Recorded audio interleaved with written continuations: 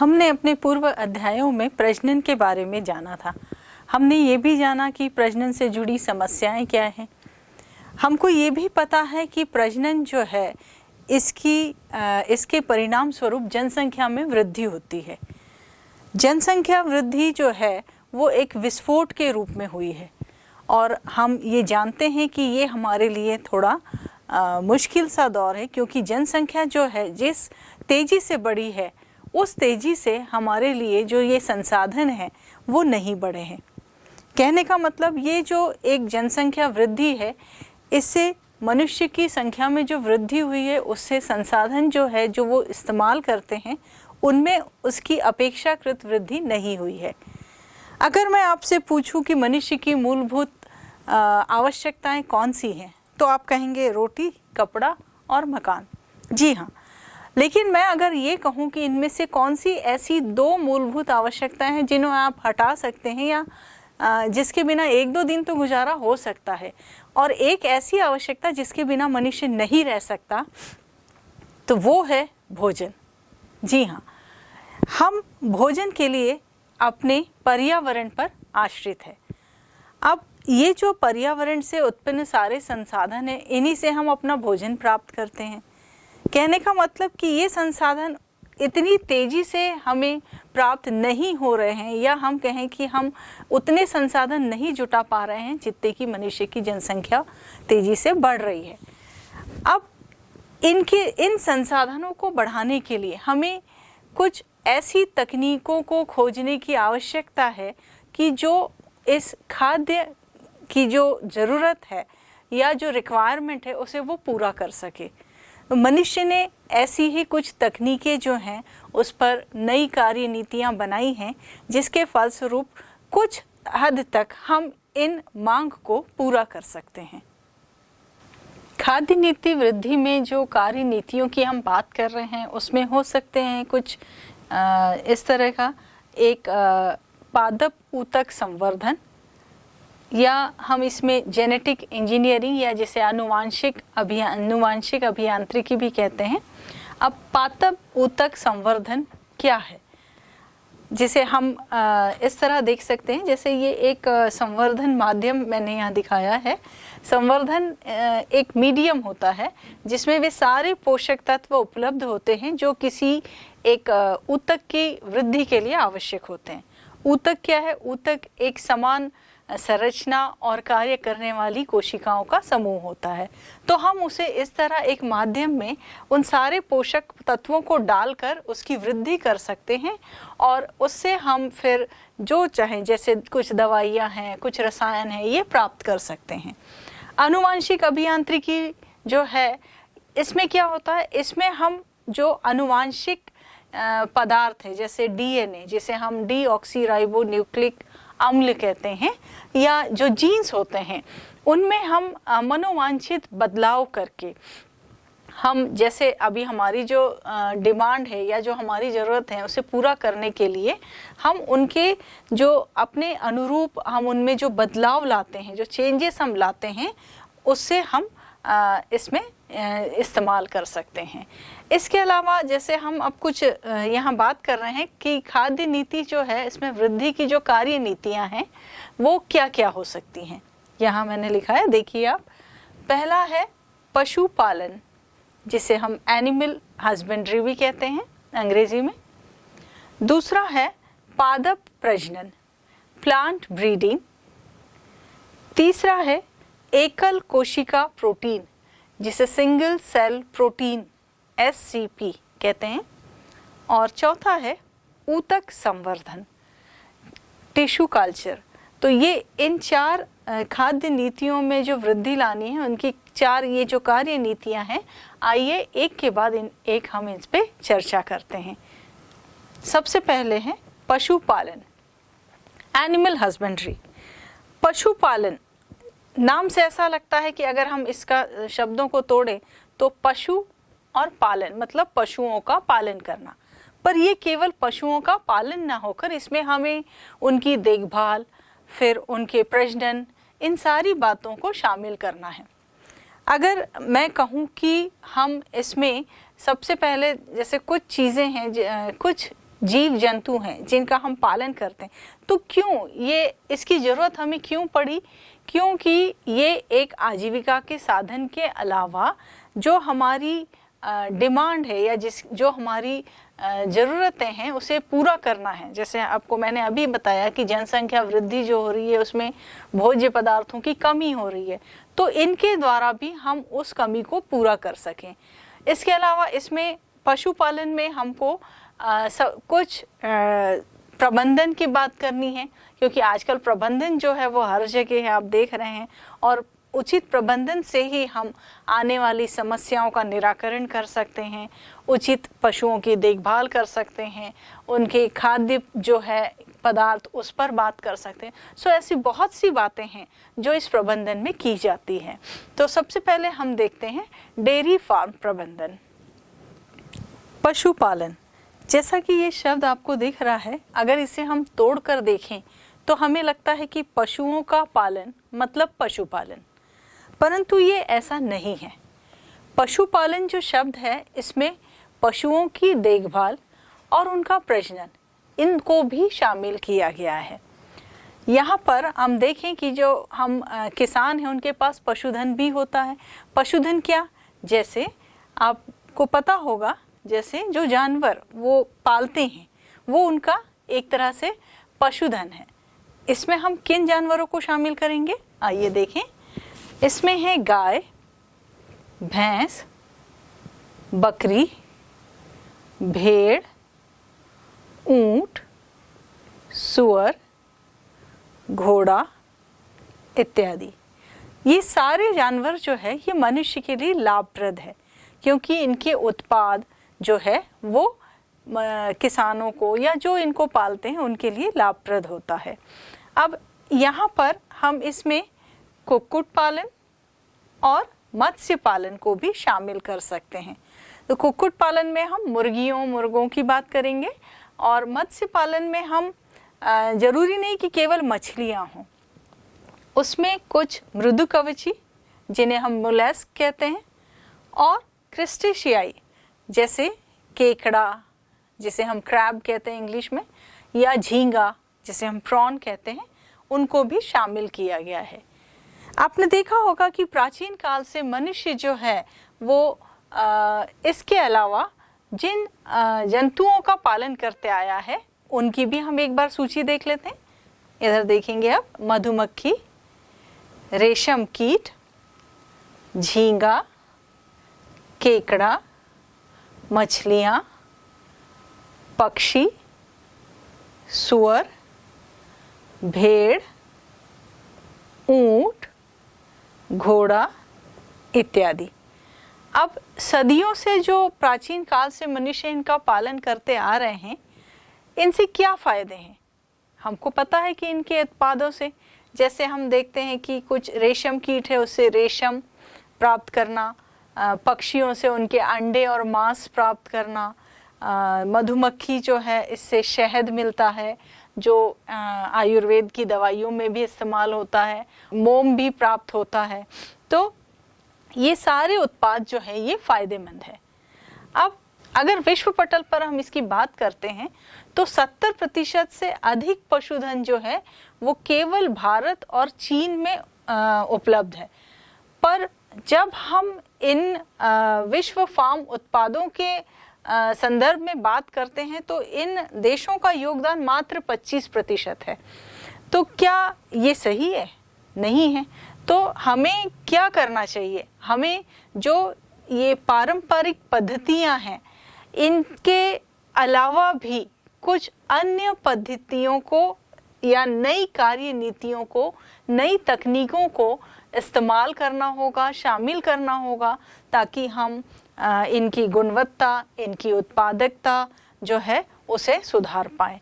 और ये नई प्रौद्योगिक नीतियाँ या कार्य नीतियाँ कौन कौन सी हैं उस पर हम बात करते हैं। ये नीतियाँ हैं डेयरी उद्योग। डेयरी उद्योग में उन पशुओं का पालन किया जाता है जिससे हमें दुग्ध और उससे उसके उत्पादन जो है वो प्राप्त होते हैं। अब ये भी एक पशु प्रबंधन है जिसे मानव खपत के लिए हम दूध जो है तथा उसके उत्पाद को प्राप्त करते हैं। अगर मैं आपसे कहूँ कि आप डेयरी में कौन कौन से जानवरों को पाला जाता है या रखा जाता है, इसकी एक सूची बनाएं, तो आप उनमें किन जानवरों को शामिल करेंगे? आप इन जानवरों को शामिल करेंगे जैसे गाय, भैंस, बकरी, जिनसे दूध हम प्राप्त करते हैं। इसके अलावा अगर मैं कहूँ कि उन उत्पादों की भी सूची बनाइए जो दूध से बनते हैं, तो आप उसमें जाहिर सी बात है दही देखेंगे, इधर मक्खन, मट्ठा, पनीर, खोआ, घी आदि उत्पादों को शामिल करेंगे। हम जब इस प्रबंधन की बात करते हैं, डेयरी प्रबंधन की, तो हम ये देखते हैं कि उसके लिए कुछ मूलभूत ज़रूरतें हैं या आवश्यकताएं हैं जिनका पालन करना बहुत ज़रूरी है, क्योंकि हमारा जो मुख्य उद्देश्य है इसके पीछे वो ये है कि हम जो ज़रूरतें हैं उसे पूरा कर सकें, साथ ही साथ हम पशुओं की उचित देखभाल कर सकें, ये डेयरी जो प्रबंधन कर रहा है उसको लाभप्रद भी हो। तो ये सारे उद्देश्य जो है इसकी पूर्ति करने के लिए हमें जिन बिंदुओं पर मुख्यतः फोकस करना होगा वो इस प्रकार है। सबसे पहला है नस्ल। हम जिन पशुओं का पालन इस डेयरी में करेंगे उनकी नस्लें जो हैं वो उन्नत किस्म की होनी चाहिए। उन्नत से यहाँ मतलब है कि उनकी जो दुग्ध उत्पादन की क्षमता है वो बहुत अधिक होनी चाहिए। इस समय इन नस्लों को जब हम लाते हैं, जैसे आपने बहुत सी नस्लों के बारे में सुना होगा, मुर्रा, सहीवाल, तो ऐसी जो नस्लें हैं इनमें एक खास बात का ध्यान हमें ये रखना होगा कि ये जलवायु के अनुरूप हो। जैसे बहुत ठंडी जगह वाली नस्लों को अगर आप गर्म वाली जगह में लाकर डेयरी फार्म में रखते हैं तो वो हो सकता है कि उस वातावरण में अनुकूलित ना हो और वो शायद अच्छा रिस्पॉन्स ना दे। तो हमें जलवायु जो है उसका विशेष ध्यान रखना होगा जब हम इन नस्लों का चयन करते हैं। उसके बाद हम जो मुख्य बिंदु है इसका दूसरा वो ये कि उनमें रोग प्रतिरोधक क्षमता होती है वो अच्छी होनी चाहिए, ताकि वो छोटे मोटे रोगों से जल्दी ग्रसित ना हो और स्वस्थ रहें। इसका हमें विशेष ध्यान रखना होगा। समय समय पर उनका वैक्सीनेशन जो है वो कराना होगा। इसके अलावा उनके रहने की या जो आवास होता है उनका, उसकी व्यवस्था बहुत अच्छी होनी चाहिए, क्योंकि आवास में देखना होगा कि प्रकाश पूरा आ रहा है या नहीं, हवा जो है वो आ रही है या नहीं, बहुत ज़्यादा वहाँ पर साफ़ सफाई की ज़रूरत है। रोज़ साफ़ सफाई, नियमित साफ़ सफाई जो है वो होती रहना चाहिए, और नियमित साफ़ सफाई के लिए हमें जल की अत्यधिक आवश्यकता होगी, तो जल आपूर्ति पर भी हमें विशेष ध्यान देना होगा। इसके अलावा उनके चारे की व्यवस्था, जो पशु चारा होता है, अब ये पशु चारा है ये दो चीज़ों पर मुख्यतः निर्भर होता है। एक होता है कि कितनी मात्रा में हम उन पशुओं को चारा दें, किस किस समय दें, उचित समय का प्रबंधन भी होना चाहिए। उसके अलावा ये वैज्ञानिक तरीका होना चाहिए कि हम जब उन्हें भोजन दे रहे हैं या उनको जो पशु का चारा डाल रहे हैं तो वो उचित मात्रा में हो और वो पौष्टिक हो, वैज्ञानिक तरीके से हो और वो गुणवत्ता युक्त हो, ताकि वो हमें एक अच्छा उत्पाद दे सकें। फिर पशु चिकित्सक, ये पशु चिकित्सक जो है ये नियमित जांच के लिए, पशुओं की नियमित जांच के लिए वहाँ आते रहे, विजिट देते रहे, और अगर कोई पशु जो है किसी रोग से ग्रसित है या उसे अलग रखने की आवश्यकता है, क्योंकि बहुत से रोग ऐसे होते हैं जो वायरस से या जिसे हम विषाणु कहते हैं, जीवाणु कहते हैं, उनसे वो संक्रमित होते हैं, तो एक पशु से वो दूसरे पशु को जो है बीमार कर सकते हैं। तो हमें वो भी ध्यान रखना होगा कि अगर पशु चिकित्सक आते हैं और इन रोगों की जांच कर पता कर लेते हैं तो उस पर्टिकुलर पशु को हम अलग रख सकें, आइसोलेट कर सकें। फिर हम देखते हैं कि जो दुग्धीकरण की व्यवस्था है या जब उसके उत्पादों जो है उसके भंडारण जो है वो, इसके अलावा हम देखें कि परिवहन के दौरान जब एक जगह से दूसरे जगह ट्रांसपोर्ट होती है ये जो उत्पाद हैं, तो उस समय हमें बहुत साफ़ सफाई की आवश्यकता है। हालांकि आज के दौर में हम बहुत ज़्यादा एडवांस हो चुके हैं, तो ये सारी जो प्रक्रियाएं हैं ये यांत्रिकी हो गई हैं, जो सीधे तौर पे किसी मनुष्य के संपर्क में नहीं आती है। तो इसमें हमें ज़्यादा यांत्रिकी होने से बहुत ज़्यादा व्यवस्था करने की आवश्यकता नहीं होती, पर फिर भी हमें इन सारी बातों का ध्यान रखना होगा। इसके अलावा हम एक व्यक्ति जो है जिसे निरीक्षक के तौर पे रखें वहाँ पर, ताकि वो सारी बातें रिकॉर्ड कर सके। एक पर्टिकुलर रजिस्टर वो मेंटेन करे जिसमें वो समय, दिनांक, दिन नोट करें, और अगर क्या समस्याएं उत्पन्न हो रही है, उन समस्या का हम समाधान कैसे करें, ये सारा रिकॉर्ड जो है वो अपने रजिस्टर में रखें, ताकि हम आगे उसे उचित समय पर इस्तेमाल कर सकें। इसके अलावा सबसे अच्छा होगा कि हम किसी डेयरी फार्म में जाकर वहाँ पर इन सारी बातों का जो है निरीक्षण करें, एक विज़िट दे, पास में कोई स्थित अगर है आपके डेयरी फार्म तो वहाँ जाएं, विज़िट करें, और फिर वहाँ पर से आप इन सारे ज्ञान को प्राप्त कर सकें। तो डेयरी फार्म जो है वो एक ऐसा आवास होना चाहिए जो उन पशुओं के अनुरूप हो, जहाँ पर रोग मुक्त हो, हवा अच्छी हो, जल व्यवस्था हो। इन सारी बातों का हम ध्यान रख के एक अच्छा डेयरी फार्म जो है वो विकसित कर सकते हैं। कुक्कुट पालन, जिसे हम पोल्ट्री भी कहते हैं, एक्चुअली कुक्कुट पालन या कुक्कुट फार्म प्रबंधन जो होता है, इसमें हम उन कुक्कुट आदि या बतख या गीज़ या फिर टर्की, ये जो मुर्गा, इन सब को शामिल करते हैं। तो इनसे हम क्या करते हैं, उत्पाद जो है इससे मानव खपत के लिए हम मांस तथा अंडे प्राप्त करते हैं। इसका प्रबंधन भी हम उसी तरह करते हैं, बहुत कुछ स्टेप्स जो हैं वो उसी तरह है जैसे कि हमने डेयरी फार्म में किया था।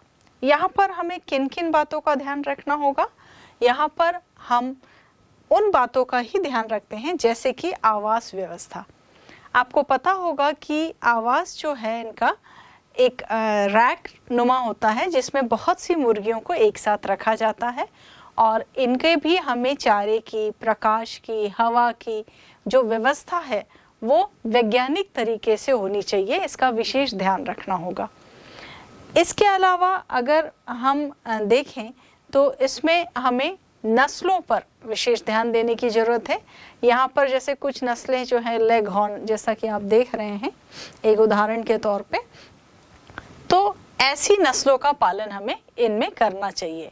इनकी रोग प्रतिरोधक क्षमता, इनका भी वैक्सीनेशन होता है, और जैसा कि आज जो है बाजार की जो मांग है उसके अनुरूप, जैसे ज़्यादा मांस हो तो इन्हें कुछ एंटीबायोटिक्स जो है जो इन्हें रोग से बचाए या इनके अंदर रोग प्रतिरोधक क्षमता को विकसित करें, तो उसका हमें ध्यान रखना होगा।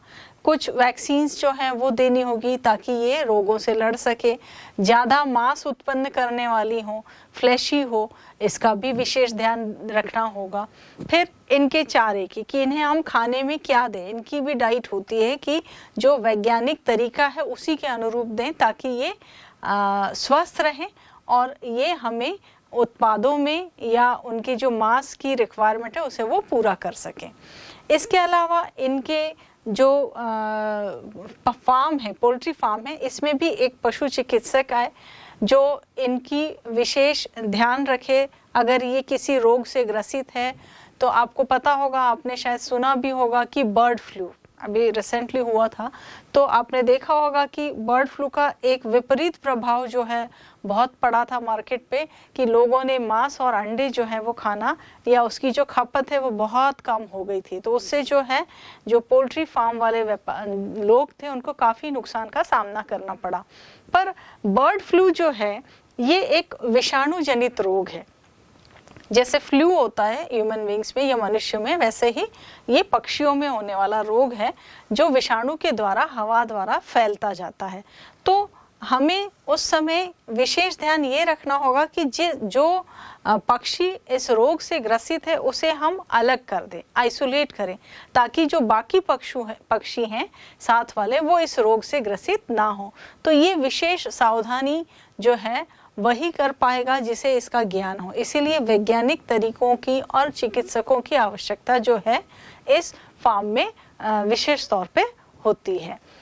आप एक पोल्ट्री फार्म में भी अगर विजिट करें तो आप देखेंगे कि उनकी जो व्यवस्था है वो बहुत एक वैज्ञानिक तरीके से होती है, जहाँ पर लाइट होता है।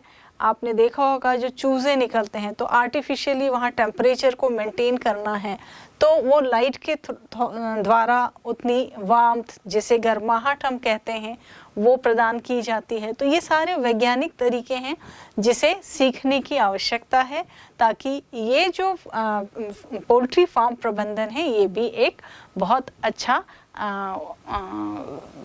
फायदेमंद सौदा साबित होगा। पशु प्रजनन। पशु प्रजनन पशुपालन का एक महत्वपूर्ण पहलू है।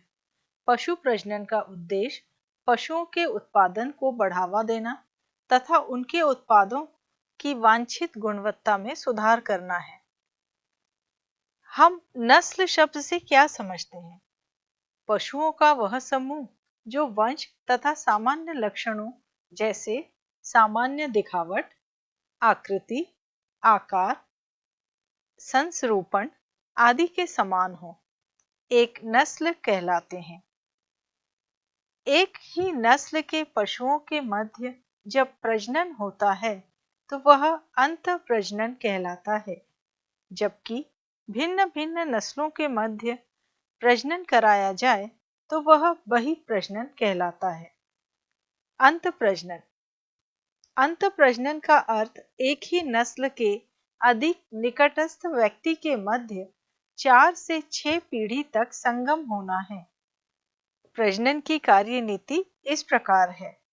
एक नस्ल से उत्तम किस्म का नर तथा उत्तम किस्म की मादा को पहले अभिनिर्धारित किया जाता है तथा जोड़ों में उनका संगम कराया जाता है। ऐसे संगम से जो संतति उत्पन्न होती है उस संतति का मूल्यांकन किया जाता है तथा भविष्य में कराए जाने वाले संगम के लिए अत्यंत ही उस उत्तम किस्म के नर तथा मादा की पहचान की जाती है। पशुओं में श्रेष्ठ मादा, चाहे वह गाय अथवा भैंस हो, प्रति दुग्धीकरण पर अधिक दूध देती है। दूसरी ओर सांडों में श्रेष्ठ अन्य नरों की तुलना में श्रेष्ठ किस्म की संतति उत्पन्न कर सकते हैं। बहिःप्रजनन।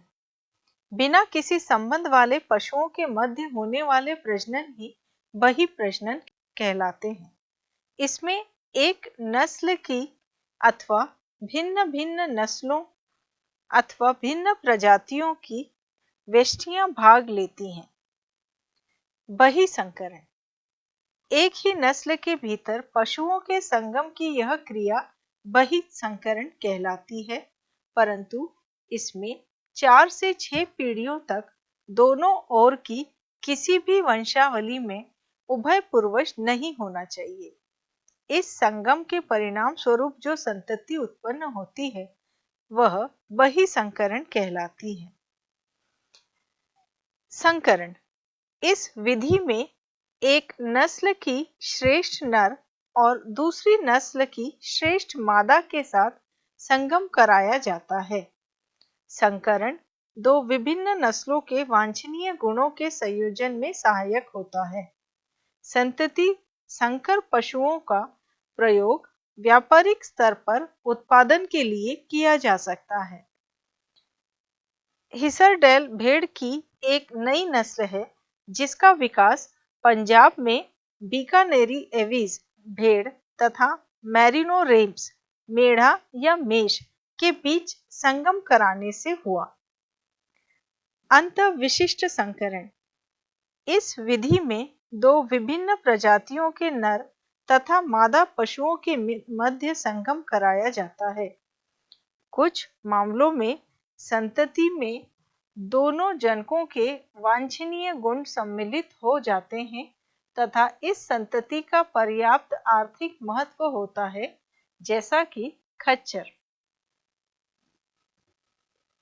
कृत्रिम वीर्य सेचन, जिसे हम आर्टिफिशियल इंसेमिनेशन भी कहते हैं, इसका प्रयोग करते हुए नियंत्रित प्रजनन प्रयोगों को संपन्न कराया जाता है। जिस नर का चयन एक जनक के रूप में किया गया हो, उसका वीर्य एकत्रित करके प्रजनक द्वारा चयनित मादा के जनन पथ में अंतक्षेप कर दिया जाता है। वीर्य का प्रयोग तुरंत किया जाना चाहिए या इसे हिमीकृत कर बाद में प्रयोग में लाना चाहिए। संकरों के सफल उत्पादन में सुधार लाने के लिए अन्य विधियों का भी प्रयोग किया जाता है। मल्टीपल ओव्यूलेशन एम्ब्रियो ट्रांसफर, भ्रूण अंतरण तकनीक, जिसे MOET भी कहा जाता है, यह तकनीक गौ पशुओं में सुधार का एक कार्यक्रम है। प्राकृतिक प्रजनन तथा कृत्रिम वीर्य सेचन विधि अपनाने पर भी अक्सर सफलता की दर कम हो जाती है। इस कमी को पूरा करने के लिए अर्थात संकरों में सफल उत्पादन के अवसरों में वृद्धि के अन्य आधुनिक तकनीकों की मदद ली जाती है। गौवंश सुधार का इसी तरह का कार्यक्रम मल्टीपल ओव्यूलेशन एम्ब्रियो ट्रांसफर है। इस विधि में एक गाय में ऊतक परिपक्वन तथा उच्च अंडोत्सर्जन को प्रेरित करने के लिए जब FSH फॉलिकल स्टिमुलेटिंग हार्मोन दिया जाता है, तब सामान्यतः प्रति चक्र में एक अंडे की तुलना में 6 से 8 अंडे उत्पन्न होते हैं। पशु को या तो सर्वोत्कृष्ट सांड, बैल अथवा कृत्रिम वीर्यसेचन द्वारा संगमनित कराया जाता है। 8 से 32 कोशिका अवस्थाओं वाले निषेचित अंडे को बिना शल्य चिकित्सा से प्राप्त कर प्रतिनियुक्त मादा मां में स्थानांतरित कर दिया जाता है। आनुवांशिक मादा उच्च अंडोत्सर्जन की दूसरी पारी के लिए उपलब्ध हो जाती है। मधुमक्खी पालन, जिसे हम बी कीपिंग भी कहते हैं, इसे मौन पालन भी कहा जाता है। इसमें हम क्या करते हैं? इसमें हम मधुमक्खियों का पालन करते हैं। जो शहद उत्पादन जो है वो हम इन्हीं से लेते हैं या इन्हीं से प्राप्त करते हैं, और शहद उत्पादन के लिए जब हम मधुमक्खियों के छत्तों का रखरखाव करते हैं, उसे ही हम मधुमक्खी पालन कहते हैं। अब आप सोचेंगे कि शहद के अलावा हम मधुमक्खियों से और क्या प्राप्त कर सकते हैं? जी हाँ, मोम, जिसे हम वैक्स कहते हैं। आपको पता है कि शहद जो है ये एक उच्च पोषक महत्व वाला जो है आहार है, और आयुर्वेद में तो इसका खासा महत्व है जो हम सभी से छुपा भी नहीं है। ठीक है। और मोम जो होता है, जिसे हम वैक्स कहते हैं, ये जो कांतिवर्धक उत्पाद होते हैं, जिसे हम ग्रूमिंग या हम कहें कॉस्मेटिक्स जो होते हैं, उसमें इसका बहुत ज़्यादा उपयोग किया जाता है। इसके अलावा वैक्स जो है वो चमक के लिए या हम कहें पॉलिश जो होते हैं, उसमें भी इस मोम का जो है इस्तेमाल होता है। अब ये जो इसकी बढ़ती हुई मांग है, तो इसी मांग ने हमें जो है इस ओर आकर्षित किया है, और बहुत से लोग जो हैं इसे भी एक लघु कुटीर उद्योग के रूप में अपना रहे हैं।